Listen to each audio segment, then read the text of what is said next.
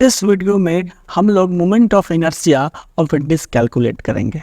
तो कंसीडर करिए कि आपके पास एक डिस्क है जिसका मास m है और रेडियस r है, जैसा कि इस फिगर में दिखाया गया है। अब इसका जब मोमेंट ऑफ इनर्शिया निकालना है तो मैं अपने एक्सिस ऑफ रोटेशन, ये जो मेरा क्या है, ये है हमारा एक्सिस ऑफ रोटेशन, ठीक है, एक्सिस ऑफ रोटेशन, ठीक है, ये है हमारा एक्सिस ऑफ रोटेशन। और इस एक्सिस ऑफ रोटेशन से x डिस्टेंस दूरी पे मैं एक एलिमेंटल रिंग कंसीडर कर रहा हूँ। डिस्क को अगर आप देखें तो वो बहुत सारे रिंग का एक कॉम्बिनेशन होता है, डिफरेंट रेडियस के रिंग आपस में कंबाइन होकर के डिस्क बन रहे हैं। तो मैं एक्सिस से x डिस्टेंस की दूरी पे एक रिंग कंसीडर करता हूँ जिसका विड्थ क्या है, dx है। तो कंसीडर एलिमेंटल रिंग, क्या मैं लिख रहा हूँ, consider elemental ring of width dx at a distance x from axis of rotation, ठीक है। एक्सिस ऑफ रोटेशन से x डिस्टेंस की दूरी पे हमने एक एलिमेंटल रिंग कंसीडर किया है।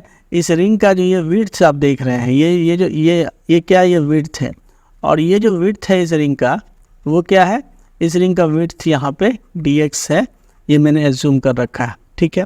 तो अगर इसका मास m है, रेडियस r है, तो इस एलिमेंटल रिंग का मास क्या होगा, dm, क्या होगा, dm, mass of the elemental ring dm is equal to इस पूरे डिस्क का मास पर यूनिट एरिया कितना होगा। तो टोटल मास डिस्क का m मेंशन्ड है, इस डिस्क का एरिया हो गया पाई इंटू कैपिटल R पे स्क्वायर, क्योंकि capital R is the radius of this disc. ये हो गया, ये पूरा क्या हो गया, mass per unit area multiplied by area of the ring. तो इस रिंग का perimeter into width is the area, perimeter हो गया 2 पाई और रेडियस क्या है तो x हो गया, और इंटू विड्थ हो गया dx। So this is the mass of this elemental ring.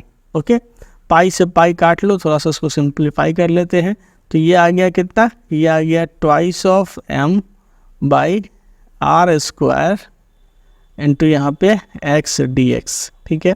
अब इस एलिमेंटल रिंग का जो मोमेंट ऑफ इनर्शिया होगा वो क्या होगा, di होगा, और उसका फॉर्मूला क्या है, di इज इक्वल टू तो distance of this ring from the axis of rotation, ये x डिस्टेंस की दूरी पे है, ठीक है।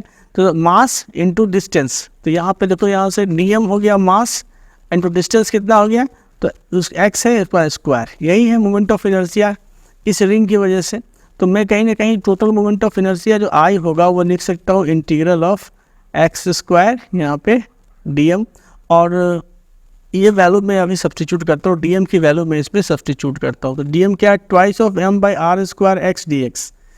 मेरा I क्या निकला, मोमेंट ऑफ इनर्शिया का क्या है, मोमेंट ऑफ इनर्शिया जो है वो क्या है, dm into X square X square dm। तो सबसे पहले I निकला X square into dm, I is equal to X square into dm, और जो dm की वैल्यू है वो कितनी है, पिछले स्लाइड से देखें आप, twice of m by R square X dx, twice of m by R square यहाँ पे x dx। तो ये वैल्यू मैं dm की वैल्यू इसमें सब्स्टिट्यूट करता हूँ, तो ये हो गया एक्स स्क्वायर, फिर यहाँ पे twice of m by R square यहाँ पे x dx। तो ये कितना आ जाएगा, twice of m by R square constant है, ये बाहर आ जाएगा, और ये इंटीग्रेशन हो जाएगा एक्स क्यू dx। अब देखो यहाँ से कि ये जो लिमिट है, ये तो तुमने x डिस्टेंस पे लिया है, x वैरी कहाँ से कहाँ करेगा, x यहाँ पे 0 होगा एक्सिस के पास, और जब यहाँ पे आओगे पेरीमीटर के पास तो x की वैल्यू r हो जाएगी। मतलब x जो है वो वैरी कहाँ से कहाँ कर रहा है, 0 से लेकर के r के बीच में ये आपका x जो है सो वैरी कराएंगे तो पूरा का पूरा रिंग कवर हो जाएगा। तो ये जो है सो 0 टू r ये ट्रैवल करेगा आपका limit. So twice of m by R square into ये x के पावर 4 बाई 4, और लिमिट हो जाएगा यहाँ से 0 टू r, ठीक है। तो ये हो जाएगा twice of m by R square into r के पावर 4 बाई यहाँ पे 4, और ये तो कट ही जाएगा। तो ये देखो यहाँ से करोगे तो ये हो जाएगा आर स्क्वायर, ठीक है। तो अल्टीमेटली जो मोमेंट ऑफ इनर्शिया निकला, और ये हो गया यहाँ से 2 से 2, 1/2 I इज इक्वल टू क्या निकला, 1/2 m into r square.